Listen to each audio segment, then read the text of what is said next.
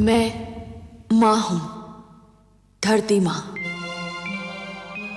भगवान विष्णु ने कहा है कि मैंने मानव को विवेक दिया है, बुद्धि दी है, किंतु विवेक और बुद्धि रूपी दिन के साथ साथ मोह और महत्वाकांक्षा की रात्रि भी तो है। और कभी कभी मोह और महत्वाकांक्षा की रात्रि विवेक और बुद्धि के दिन को निगल लेती है। भगवान विष्णु का आदेश यह है कि मोह पर बुद्धि को, महत्वाकांक्षा पर न्याय को और भावुकता पर तर्क को प्राथमिकता दी जाए। महाराज उत्तानपाद सुरुचि के मोहजाल में उलझकर बुद्धि, न्याय और तर्क से दूर चले गए। इसी बीच मैं ये देख रही थी कि बालक ध्रुव के रूप में एक दृढ़ निश्चय जन्म ले रहा है। मानव इतिहास की एक नई भूमिका बन रही है। किंतु माता लक्ष्मी की भांति मैं भी ये सोच सोच कर व्याकुल हो रही हूं कि ध्रुव के दृढ़ निश्चय का क्या परिणाम होगा। याद रखो उत्तानपाद, यदि पुत्र वियोग में मेरी पुत्र वधू को कुछ हो गया तो तुम मेरे शाप से नहीं बच पाओगे। पिताश्री सुनिए तो सही। मैं कुछ नहीं सुनना चाहता। पिताश्री, पिताश्री मुझे इतना कड़ा डंडा दीजिए पिताश्री।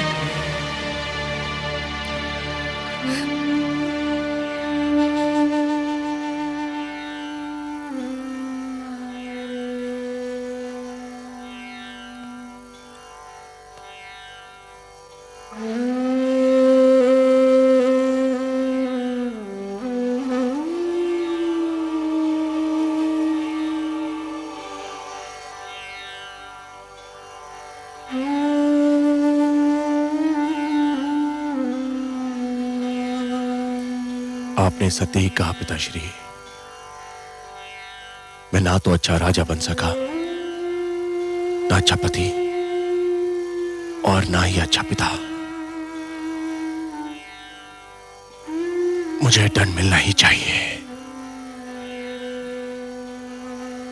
और यह भी सत्य है कि राजा को दंड स्वयं राजा ही दे सकता है।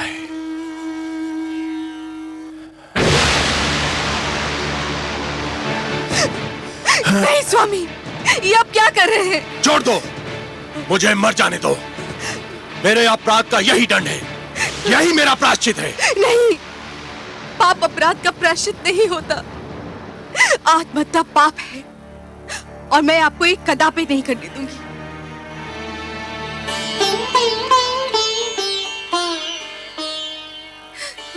क्यों रोका मुझे?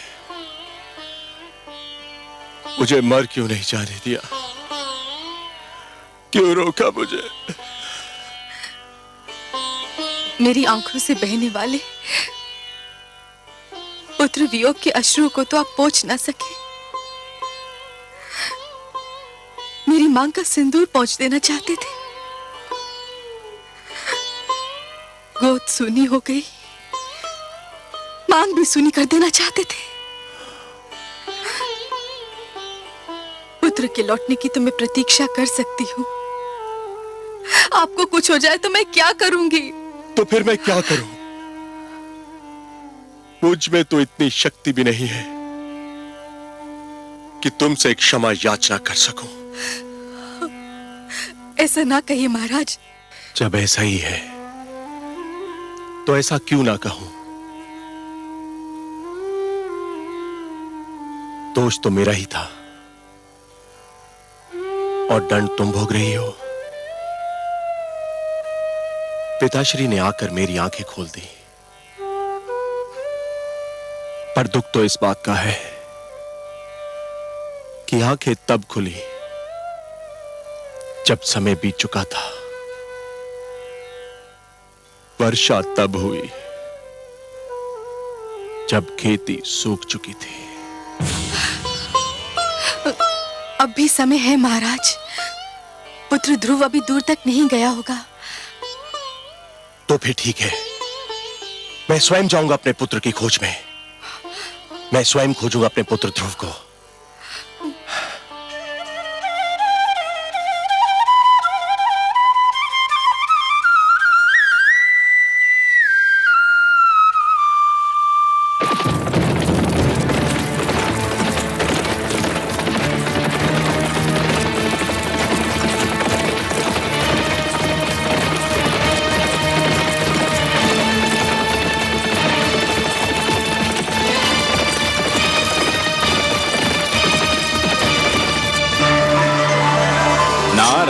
नारायण।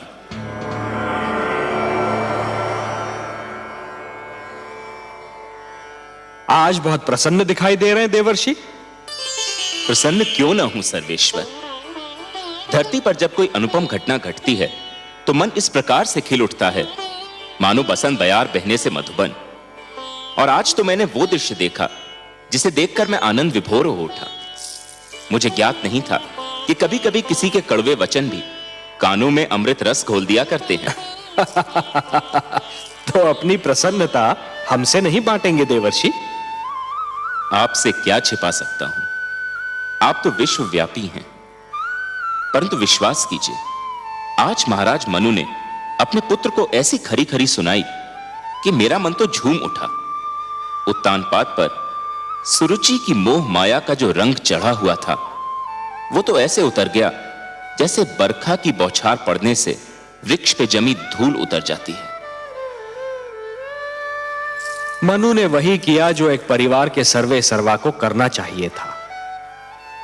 नई पीढ़ियां जब अकारण ही आवेश में आकर अपने पूर्वजों के बनाए हुए अच्छे नियम तोड़ने लगे, सुंदर परंपराओं का त्याग करने लगे और अपने संस्कारों से विमुख होने लगे, तो बड़ों का कर्तव्य है कि उन्हें भटकने पर टोकें, पतन से रोकें।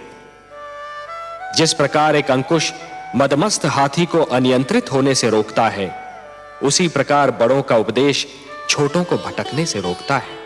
परंतु मुझे आश्चर्य तो इस बात पर हुआ कि उत्तानपाद चुपचाप सिर झुकाए अपने पिता की फटकार सुनता रहा। इसमें आश्चर्य की कोई बात नहीं है देवर्षि। जिस प्रकार देर तक सोने वाले को सूर्य की तीव्र किरणें जागने के लिए विवश करती हैं, उसी प्रकार मनु के कटु वचन ने उत्तानपाद को झंझोड़ना चाहा था। और पुत्र को भी पिता का इसी प्रकार आदर करना चाहिए, क्योंकि पिता ने पुत्र से अधिक जीवन जिया होता है।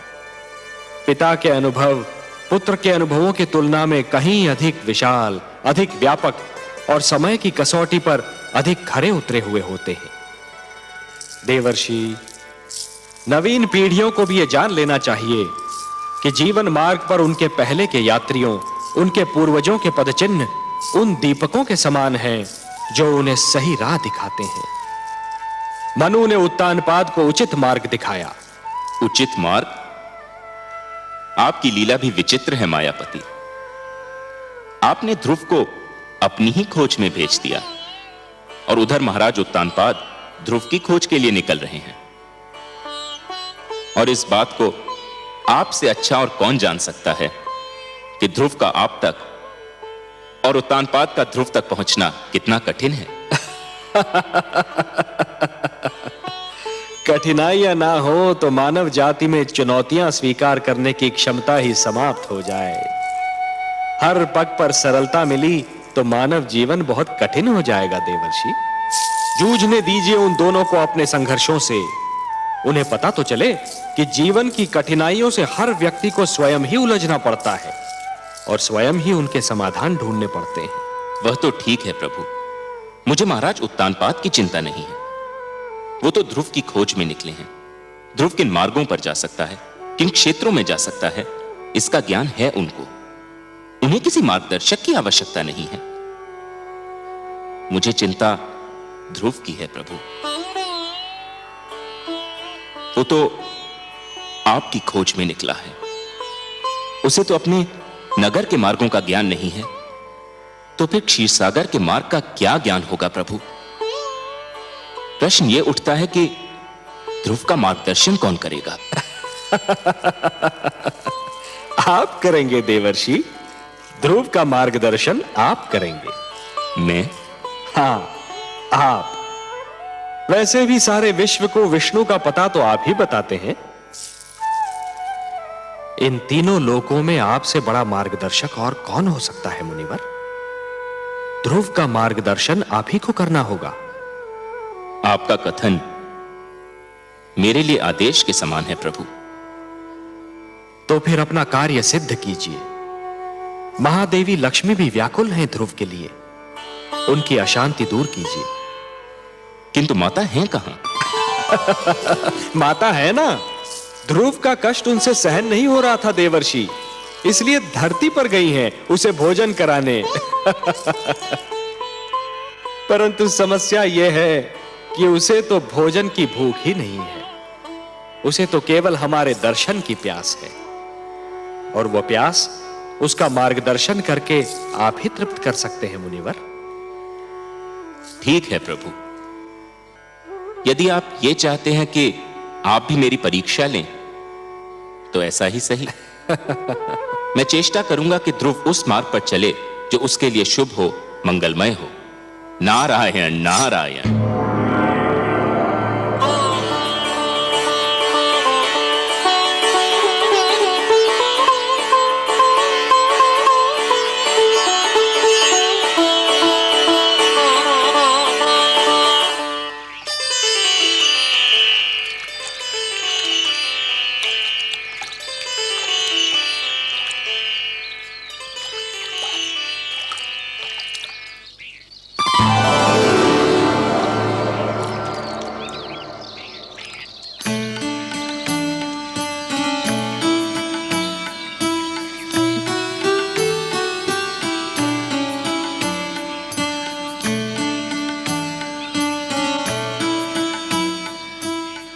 अरे माता आप? हाँ, मैंने सोचा तुम जाग गए होंगे, तुम्हें भूख लगी होगी ना। आपने मेरे प्राणों की रक्षा की, मेरा इतना ध्यान रखा, पर अभी तक आपने अपना पूरा परिचय भी नहीं दिया। कहा ना कि माता हूँ। माता का परिचय क्या? माता तो एक नाते का नाम है, पर जिससे इस नाते का संबंध होता है उसका भी अपना एक नाम होता है। अच्छा, मेरा नाम तो सुनो, मेरा नाम विष्णु प्रिया है। विष्णु प्रिया अर्थात भगवान विष्णु की प्रिया। ये आप भगवान विष्णु की प्रिया है, तब तो आप ये भी जानती होंगी कि भगवान विष्णु कहाँ निवास करते हैं। नाम विष्णु प्रिया होने से कोई भगवान विष्णु की प्रिया थोड़ी ही हो जाती है। और यदि ऐसा होता तो इस समय भगवान विष्णु मेरे साथ होते और तुम्हें उनकी खोज में भटकना नहीं पड़ता। तुम्हारे लिए भोजन लाई हूँ, चलो इसे ग्रहण कर लो। मुझे क्षमा कर दो माँ, मैं जानता हूँ तुम मुझे खिलाए बिना भोजन नहीं करती थी, पर मैं भगवान विष्णु से मिले बिना तुम्हारे पास नहीं आ सकता। लो। धन्यवाद माते, मुझे भूख नहीं है। क्यों बेटे? पुत्र ध्रुव! ध्रुव! पिताश्री, पुत्र ध्रुव! पिताश्री आ रहे हैं, मुझे कहीं छुपा दो। क्यों बेटे? पिताश्री आ रहे हैं, मुझे देख लिया तो मुझे घर पकड़ ले जाएंगे। मैं घर जाना नहीं चाहता, मुझे कहीं छुपा दो माते, मुझे कहीं छुपा दो। चलो चलो मेरे साथ।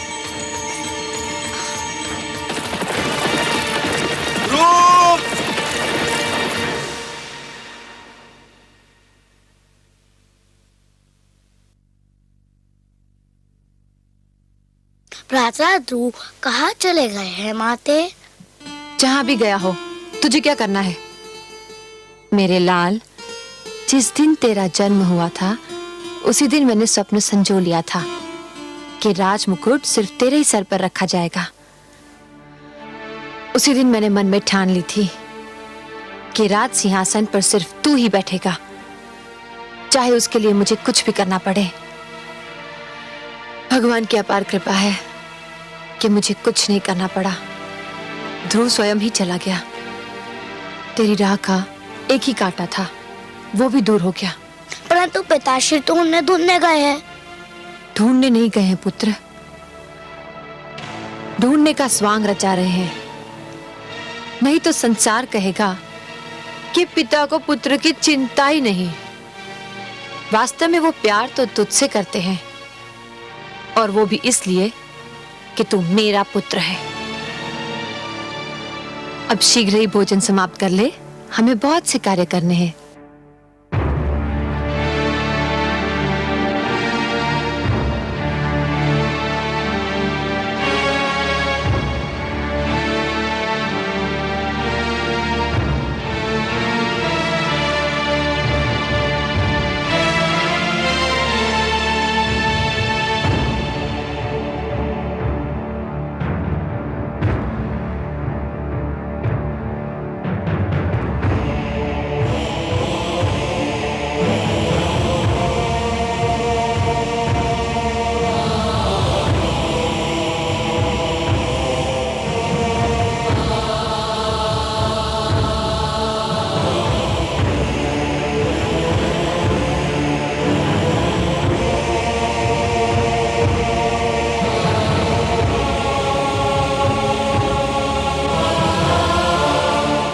मैं आपसे क्षमा मांगने आया हूं राजगुरु।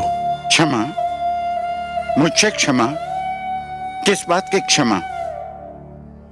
मैं क्षमा मांगने आया हूं राजगुरु अपने उस भूल की कि मैंने आपका परामर्श ठुकरा दिया। आपने मुझे रोका था और बिल्कुल ठीक रोका था कि मैं महारानी सुनीति का स्थान सुरुचि को ना दूं, परंतु मैंने आपका तिरस्कार किया। मैं अपनी उसी भूल की क्षमा मांगने आया हूं। राजा मांगता नहीं है महाराज, राजा तो देता है, प्रदान करता है। राजा क्षमा मांगने लगे तो अपराधी को दंड कौन देगा महाराज? आपकी भूल ये थी कि आप अपनी इंद्रियों को वश में न रख सके, अपनी इच्छाओं पर नियंत्रण न कर सके। जिस प्रकार अश्व का सवार यदि अपने अश्व को नियंत्रण में न रख सके तो अश्व उसे अपनी पीठ से धरती पर गिरा देता है, उसी प्रकार आप अपनी कामुक इच्छाओं पर नियंत्रण न कर सके और इन इच्छाओं ने आपको वहां पहुंचा दिया जहां आप आज स्वयं को पा रहे हैं। कर्म से गिरकर आपने राजा के धर्म को लज्जित कर दिया है महाराज। राजा तो ईश्वर का प्रतिनिधि होता है और उसे किसी से क्षमा मांगना शोभा नहीं देता। मुझसे वास्तव में भारी भूल हुई है। मुझे दंड दीजिए राजगुरु, मुझे दंड दीजिए। भूल अवश्य हुई है महाराज, परंतु मैं दंड देने वाला कौन होता हूं? मुझे तो यह अधिकार ही प्राप्त नहीं। यह भूल आपने मर्यादा के विरुद्ध की है, अपने राज धर्म के विरुद्ध की है और इस भूल का दंड या क्षमा आपको स्वयं आप प्रदान कर सकते हैं या ईश्वर। मुझे स्वीकार है आपका परामर्श राजगुरु, परंतु आप ही बताइए कि मैं स्वयं को इस भूल का क्या दंड दूं? वो तो आपको मिल ही रहा है महाराज। क्या पुत्र वियोग किसी दंड से कम है? क्या इस राजमहल का सूनापन और सन्नाटा किसी दंड से कम है? क्या ये कुछ कम दंड है कि आप राजभवन में हैं और पुत्र ध्रुव वनों की धूल छान रहा है? राजगुरु, यही दुख तो मुझे चैन नहीं लेने देता। चैन तो आपको उसी समय मिलेगा महाराज जब आप ये निश्चय कर लेंगे कि आप इस भूल को न स्वयं दोहराएंगे न कभी किसी को दोहराने देंगे। प्रजा तो राजा के पद चिन्हों पर चलती है। आप अपनी प्रजा को विश्वास दिलाइए कि ऐसी भूल अब कभी नहीं होगी। रही क्षमा तो वो तो केवल ईश्वर ही कर सकता है। आप भगवान विष्णु से प्रार्थना कीजिए कि वो आपके पुत्र की इच्छा पूर्ति करते। ये होता है तो आपको अपने आप ही क्षमा मिल जाएगी। वो तो मैं अवश्य करूंगा राजगुरु, किंतु इस समय जाकर महारानी सुनीति से क्या कहूं, यही सोच मुझे खाई जा रही है।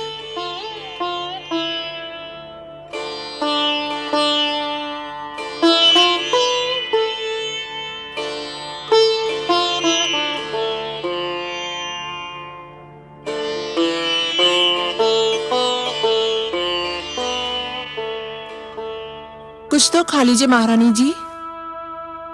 इसे ले जाओ दासी, मुझे भूख नहीं है। कब तक आप भूखी रहेंगी महारानी जी? कुछ तो खा लीजिए ना।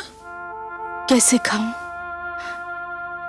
न जाने मेरे ध्रुव ने कुछ खाया होगा कि नहीं।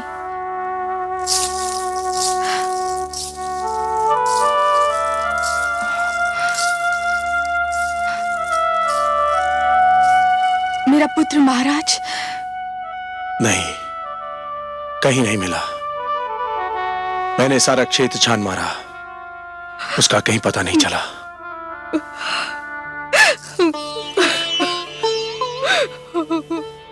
सुनीति,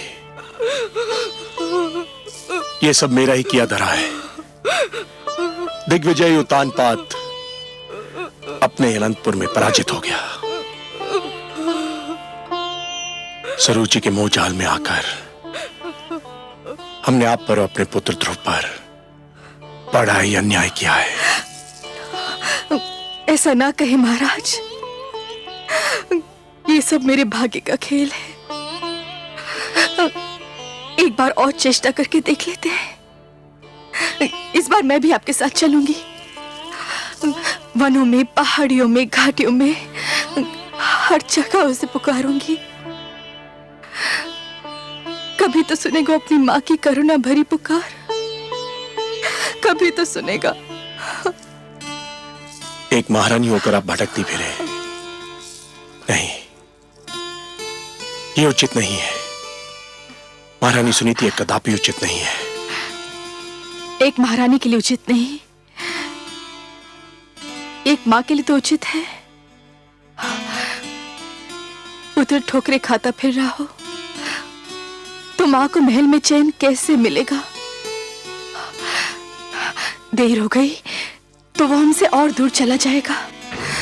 चलिए महाराज, चलिए।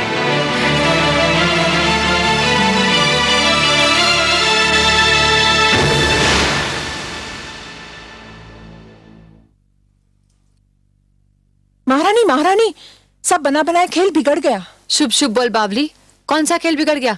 महारानी सुनीति ने महाराज का मन एक बार फिर जीत लिया है। क्या? ये तू क्या कह रही है? स्पष्ट बता, क्या हुआ? मैं वहीं से चली आ रही हूँ। पुत्र शोक ने महाराज को व्याकुल कर दिया है। वो मेरे सामने महारानी सुनीति के समक्ष अपना पश्चाताप प्रकट कर रहे थे। क्या? हाँ महारानी, और अब दोनों मिलकर राजकुमार ध्रुव की खोज में जा रहे हैं। कुछ कीजिए, वरना आपके सारे सपने चकनाचूर हो जाएंगे। नहीं, यह असंभव है। ऐसा नहीं हो सकता। मैं देखती हूँ कि महाराज कैसे जाते हैं।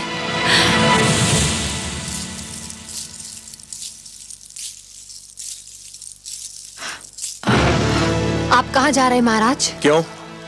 क्या मुझे कहीं जाने के लिए तुम्हारी आज्ञा की आवश्यकता है? हम अपने पुत्र को ढूंढने जा रहे हैं, जो केवल तुम्हारे कारण राजमहल छोड़कर चला गया है। हम दोनों मिलकर अपने पुत्र को ढूंढेंगे। ये अचानक पुत्र मोह कैसे उमड़ा है महाराज? पिताश्री ने आकर मेरे नेत्र खोल दिए हैं। मुझे आज ज्ञान हुआ है कि परिवार में पिता का क्या महत्व होता है। मैं भटक गया था, पिताश्री ने मुझे सत्य का मार्ग दिखाया है, और अब मैं इस मार्ग को कदापि नहीं छोड़ूंगा। कान खोलकर सुन लीजिए महाराज, मैं आपको कहीं नहीं जाने दूंगी। तू मुझे जाने नहीं देगी? तू रोकेगी मुझे? हाँ, मैं रोकूंगी आपको, क्योंकि मैं आपकी पत्नी हूँ। तू पत्नी नहीं, पत्नी के रूप में हमारे परिवार के सुख चैन, हमारी एकता और हमारे प्रेम की शत्रु है। महाराज, तू उस चमकती रेत के समान है जो प्यासे यात्री को दूर से जल तो दिखाई देता है, परंतु पास आने के बाद पता चलता है कि वो जल नहीं, केवल रेत है। पिताश्री ने आकर मुझे इस मोह जाल से मुक्त कर दिया है। तेरे मोह में फंसकर मैं अपनी देवी समान धर्म पत्नी को भूल चुका था, अपने आप को भूल चुका था। तो ये कहिए ना कि सुनीति ने अंत में आप पर अपना रंग जमा ही लिया। मैं सब समझती हूँ, इसी ने आपको मेरे विरुद्ध भड़काया है। ये बेचारी शोक की मारी किसी को क्या भड़काएगी? इसके मन में तो पुत्र वियोग की अग्नि दहक रही है, पर तू क्या जाने इस दुख को? यदि तेरा उत्तम कहीं चला गया होता तो तुझे ज्ञान होता कि पुत्र वियोग क्या होता है। ये आप क्या कह रहे हैं महाराज? भगवान के लिए इतने अशुभ बोल अपने मुंह से ना बोलिए। भगवान ना करे कि वो कहीं चला जाए।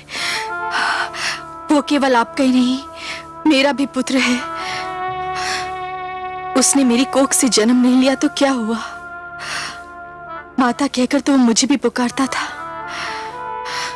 मैं तो यही सोचती थी कि ध्रुव के जाने के बाद उत्तम ही हमारे घर का दीपक है। ध्रुव को तो मैं खो चुकी हूँ। उत्तम भी अगर कहीं चला गया तो हमारा क्या होगा?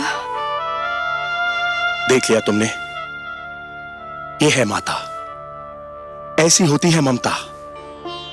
और एक तुम हो कि ध्रुव हरदम तुम्हारी आंखों में कांटे के समान खटकता रहता था।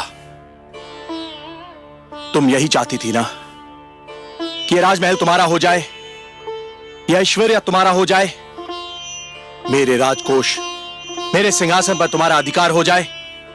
तो ले, मैं सब कुछ तुम्हें देता हूं और सुनीति को लेकर अपने पुत्र की खोज में जा रहा हूं। यदि वो हमें ना मिला तो हम भी लौट कर नहीं आएंगे। तू बिठा ले अपने पुत्र को राज सिंहासन पर और जैसे चाहे वैसे राज कर। हम जा रहे हैं। चलिए महारानी सुनीति। महाराज,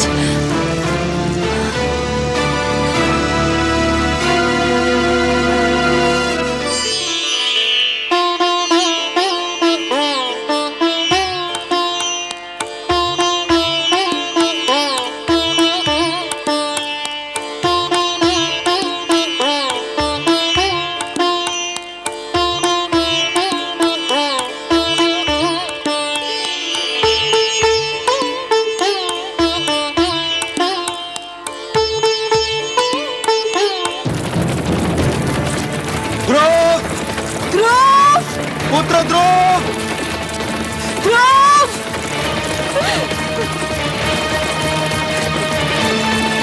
पुत्र ध्रुव!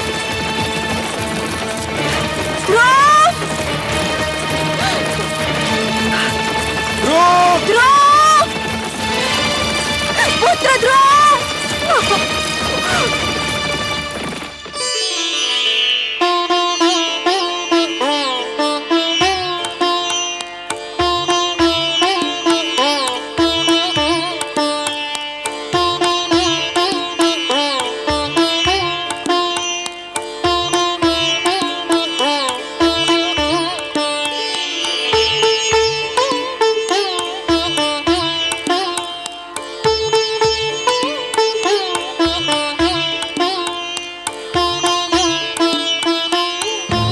नारायण नारायण।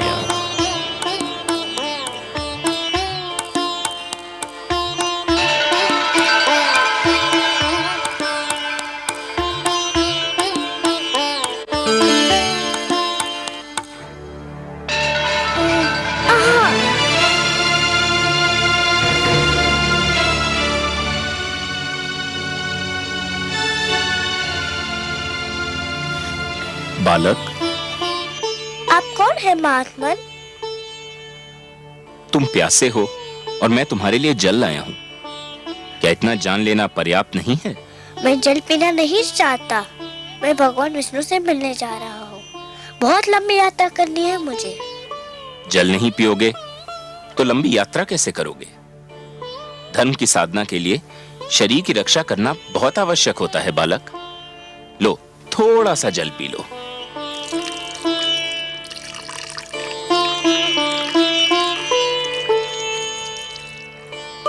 आप जो भी हो, भगवान विष्णु की खोज में यदि मेरा पथ निर्देश कर दे तो आपकी बहुत कृपा होगी। तुम जितने कोमल हो पुत्र, तुम्हारा संकल्प उतना ही कठोर है। इस कड़ी धूप में कुम्हला जाओगे। मेरी बात मानो पुत्र, घर लौट जाओ। मैं तो समझा था कि आप मेरा मार्गदर्शन करेंगे। मार्गदर्शन ही तो कर रहा हूं। देखो, यहाँ से एक मार्ग तुम्हारे घर की ओर भी तो जाता है। वो भी मिलता है, मुझे घर लौट जाने को कहता है। कोई भी भगवान विष्णु का पता नहीं बताता।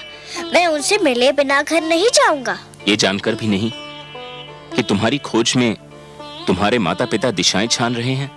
आपको किसने बताया? मैं तो तुम्हें भी बता सकता हूँ। बता क्या, मैं तो तुम्हें दिखा भी सकता हूँ। देखना चाहोगे? देखो।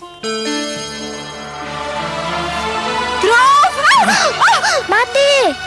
संभलिए महाराज। आप कौन है? आप मेरे माताजी के पास ले जा सकते हैं, तो फिर भगवान विष्णु के पास भी ले जा सकते हैं। मुझे बताइए आप कौन है? मैं नारद हूं बालक, देवर्षि नारद। बारंबार प्रणाम आपको करता हूँ देवर्षि नारद। मुझे बताइए भगवान विष्णु कहाँ रहते हैं? भगवान विष्णु तो क्षीर सागर में शेषनाग की शैया पर निवास करते हैं पुत्र। चलिए ले चलिए मुझे क्षीर सागर। यही तो समस्या है पुत्र। क्या समस्या है? कोई प्राणी जीते जी क्षीर सागर में नहीं जा सकता। क्षीर सागर में मनुष्य की आत्मा जा सकती है, उसका शरीर नहीं। जब तक कोई प्राणी इस जीवन के बंधन में बंधा है, तब तक वो क्षीर सागर नहीं जा सकता। मृत्यु के पश्चात ही वहां जाया जा सकता है बालक। पर मैं तो जीते जी उनसे मिलना चाहता हूँ। मैं मृत्यु से नहीं डरता, किंतु मैं उनसे मिले बिना मरना नहीं चाहता। तुमने तो मुझे चक्कर में डाल दिया पुत्र। एक बात कहूँ देवर्षि? अवश्य कहो पुत्र। मनुष्य तो मृत्यु के पश्चात ही उनसे मिल सकता है, पर वे स्वयं तो किसी भी जीवित प्राणी से मिल सकते हैं ना? मेरी बुद्धि की परीक्षा मत लो। तुम क्या कहना चाहते हो बालक? यही कि यदि मैं उनके पास नहीं जा सकता, पर वो तो मेरे पास आ सकते हैं ना? हाँ, ये तो संभव है, किंतु इसके लिए बड़ी कड़ी तपस्या करनी होगी। करूँगा, कड़ी से कड़ी तपस्या करूँगा। सोच लो बालक, बड़ी कठिन राह है ये। कष्ट ही कष्ट है इस राह में। भगवान विष्णु के दर्शन के लिए मैं हर कष्ट हंस के सह लूंगा। पहले तुमने मुझे प्रणाम किया, अब मैं तुम्हें, तुम्हारे साहस, तुम्हारे दृढ़ निश्चय को प्रणाम करता हूं।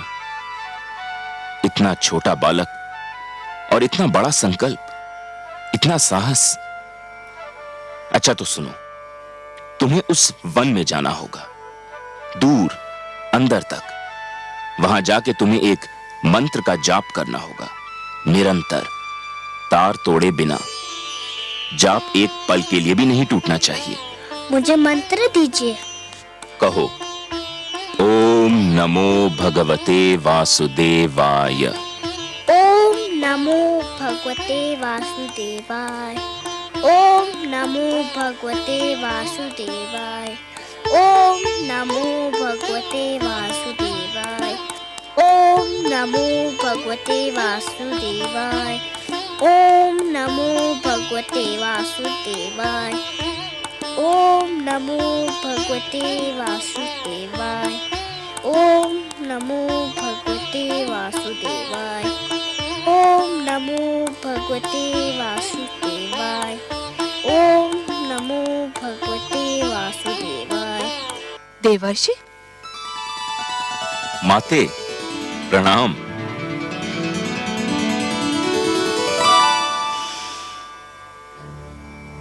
माते, क्या मुझसे कोई भूल हो गई है? आप मुझे कुछ रूठी रूठी सी दिखाई दे रही हैं। हाँ, मैं आपसे बहुत क्रोधित हूँ।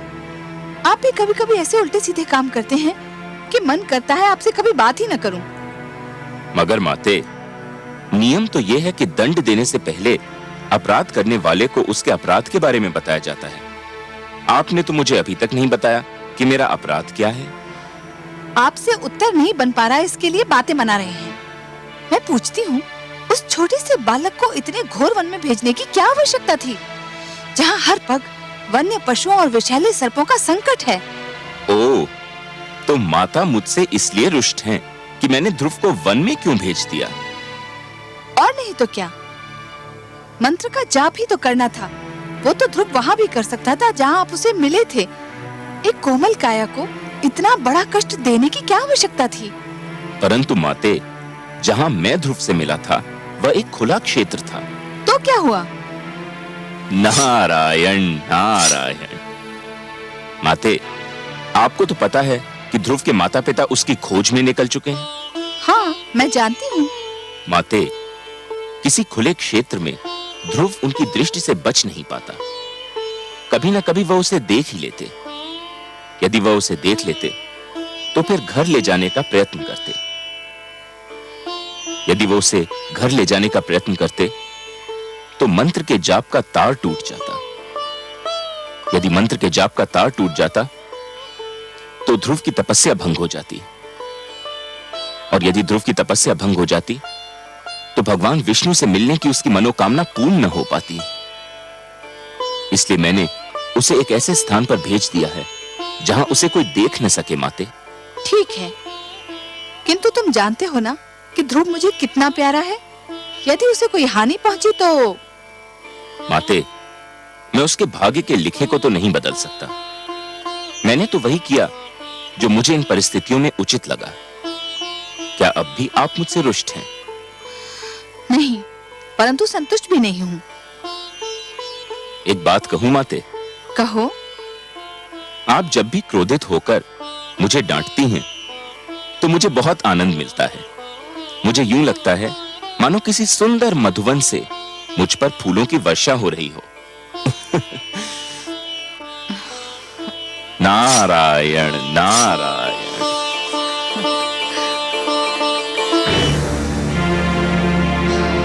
ओम नमो भगवते वासुदेवाय। ओम नमो भगवते वासुदेवाय। ओम नमो भगवते वासुदेवाय। ओम नमो भगवते वासुदेवाय। ओम नमो भगवते वासुदेवाय। ओम नमो भगवते वासुदेवाय। ओम नमो भगवते वासुदेवाय। ओम नमो भगवते वासुदेवाय। ओम नमो भगवते वासुदेवाय। ओम नमो भगवते वासुदेवाय। ओम नमो भगवते देवाय। ओम नमो भगवते वासुदेवाय। ओम नमो भगवते वासुदेवाय। ओम नमो भगवते वासुदेवाय। ओम नमो भगवते वासुदेवाय। ओम नमो भगवते वासुदेवाय। ओम नमो भगवते वासुदेवाय। ओम नमो भगवते वासुदेवाय। ओम नमो भगवते वासुदेवाय। ओम नमो भगवते वासुदेवाय। नारायण नारायण। आइए देवर्षि आइए, स्वागत है आपका। बताइए, तो क्या आपकी कृपा दृष्टि हुई ध्रुव पर? क्या आपका मार्गदर्शन मिला उसे? ध्रुव का मार्गदर्शन? आपने भी किसके पास भेज दिया था मुझे? वो बालक है ना, न जाने किस मिट्टी का बना हुआ है। देखने में तो छोटा सा है, परंतु संकल्प इतना दृढ़ कि बड़े बड़ों की बुद्धि चकरा जाए। इतनी छोटी सी आयु में इतनी महान अभिलाषा, और अब इस बात पर अड़ा हुआ है कि भगवान को स्वयं ही उसके पास आना पड़ेगा, और इसके लिए कुछ भी सहने को तैयार है। प्रभु, उसका मार्गदर्शन करते करते तो मैं अपना मार्ग भूलते भूलते बचा। उसे मेरे मार्गदर्शन की आवश्यकता नहीं लगती प्रभु। आप ठीक कह रहे हैं देवर्षि, आप ठीक कह रहे हैं।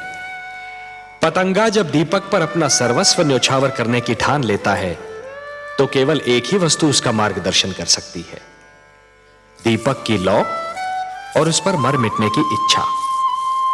फिर यही उद्देश्य उसका पूर्ण जीवन बन जाता है। ध्रुव के मन में जिस संकल्प ने जन्म लिया है देवर्षि, उस संकल्प की पूर्ति के लिए उसका मार्गदर्शन भी वही संकल्प करेगा। उस संकल्प के अतिरिक्त और कोई उसका मार्गदर्शन कर ही नहीं सकता। एक बात पूछने को मन कर रहा है जनार्दन। तो संकोच क्यों कर रहे हैं देवर्षि? पूछिए ना। हे विश्वेश्वर, जब ध्रुव के संकल्प से ही उसका मार्गदर्शन होना था, तो फिर उसके मार्गदर्शन के लिए आपने मुझे क्यों भेजा? यदि चंद्रमा उदित ही न हो देवर्षि, तो अंधियारी रात्रि के यात्री को कौन बताए कि उसकी यात्रा किस दिशा में होनी है? आपने चंद्रमा बनकर ध्रुव की आकांक्षा को दिशा दे दी देवर्षि। यह कोई साधारण और सरल कार्य नहीं था। मैं जानता था कि यह कार्य केवल आप ही कर सकते हैं देवर्षि, केवल आप, क्योंकि आप सृष्टि के सबसे श्रेष्ठ मार्गदर्शक हैं। जो आपने किया वो केवल उचित ही नहीं था, बल्कि सराहनीय भी था। आपकी सराहना के लिए बहुत बहुत धन्यवाद नारायण। किंतु माता लक्ष्मी कभी मुझे सराहें, लगता है ये मेरे भाग्य में नहीं लिखा है। मैं जानता हूं देवर्षि, आपने जो किया उससे माता लक्ष्मी यदि रुष्ट नहीं तो संतुष्ट भी नहीं है, यही कहना चाहते हैं ना आप?